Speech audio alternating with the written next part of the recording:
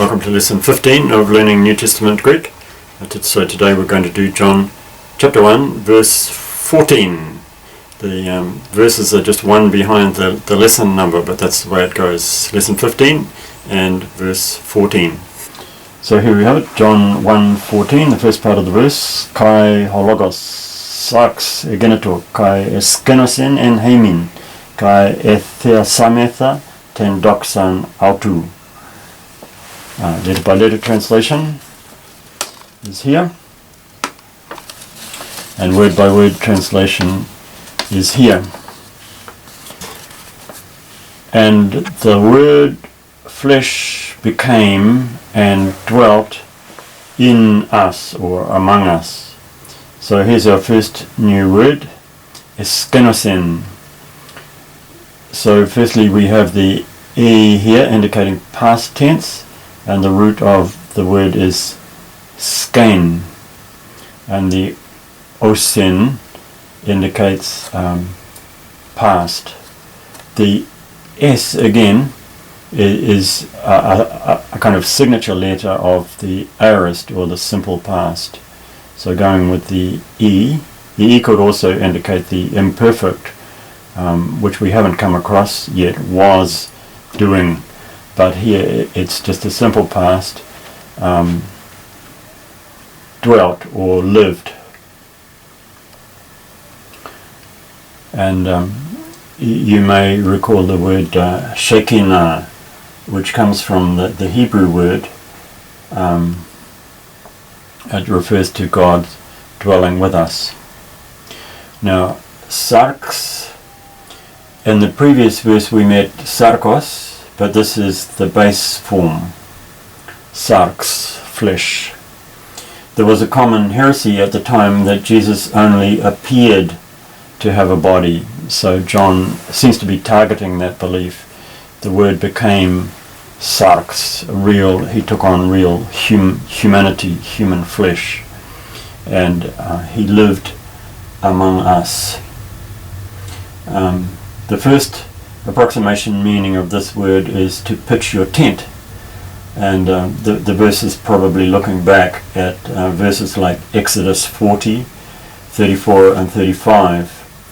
So it's the underlying text is that God has come to take up residence among his people again. Heimin is us.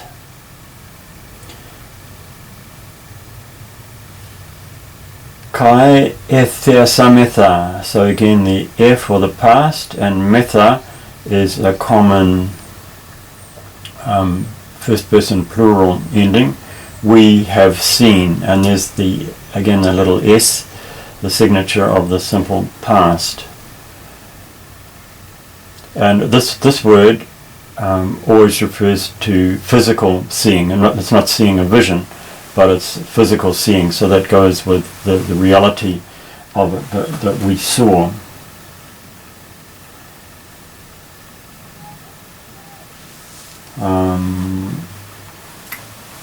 And probably when it says we saw his glory, it probably means we apostles. It's interesting that in the languages of the Pacific, they have different words for we that would resolve the ambiguity here. Who was it? Is it we all, or is it just we apostles? Probably that's what is meant. We apostles saw his glory. So doxan, that's a new word. The root form is doxa, and you may have heard the word doxology, which is a short hymn giving glory to God. So that's it. The word became human, is what I've written here, and lived in our midst, and we saw his glory. So that's the first part, John 1:14. Here's the second part. Doxan hos monogenous parapatros pleres charitos kai aletheas.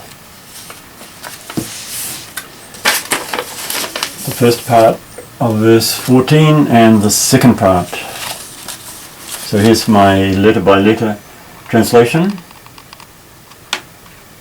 and here is my word by word translation. Glory as.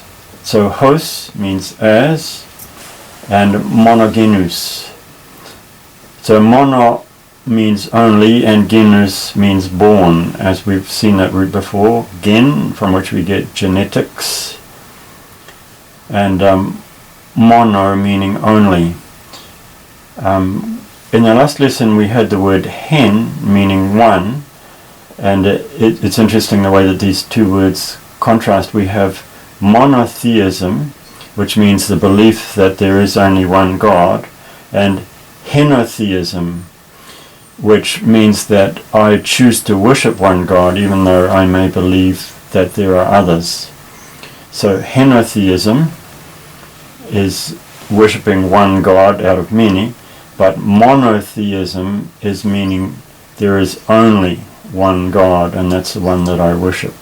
So mono means only, and it occurs in some other English words as well, like monotonous, only one tone of your speech. Monopoly, where there's only one person who controls the market. Monopoly. Parapatros, para again with the genitive, meaning from, alongside the Father. I've just put with. Pleres means full. Charitos, so that's a new letter for us, is ch. It's the ch as in the Scottish loch. Charitos kai aletheos. So this is a common Christian word. The root of it is charis, and it's often translated grace. And aletheos we've met, which is truth. And grace and truth is a combination often found in the Old Testament, notably Psalm 85 verse 10, which the NIV translates love and faithfulness meet together. Here it's associated with the dwelling of the divine glory in the land. So that's interesting that this word is regarded to mean grace, but the NIV translates it different there. So first of all, our final line translation, glory as of the only Son of the Father, full of love and faithfulness. I've used that translation here. The word grace, which Christians use a lot and regard as very meaningful, is again a special Christian term, because grace to normal speakers of English is what you say before dinner, or else grace means elegance.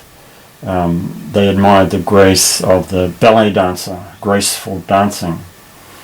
So in normal English, the word grace has quite a different meaning to what the Christian understanding of it. And you often hear Christians say God's riches at Christ's expense. But that's not really what this word by itself means. If we look it up in the Barclay Newman lexicon here, which is a good exercise, we can do that. Mounts here will tell us where that letter occurs in the alphabet, and so we can find it here after nu. So we look in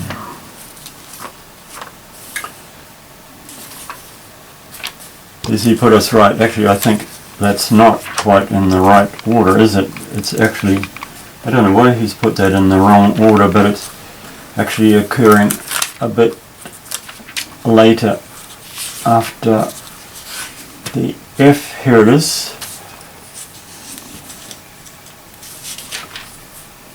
Charis. So the first translation he's put here is grace, but also favor, kindness, mercy, goodwill, credit,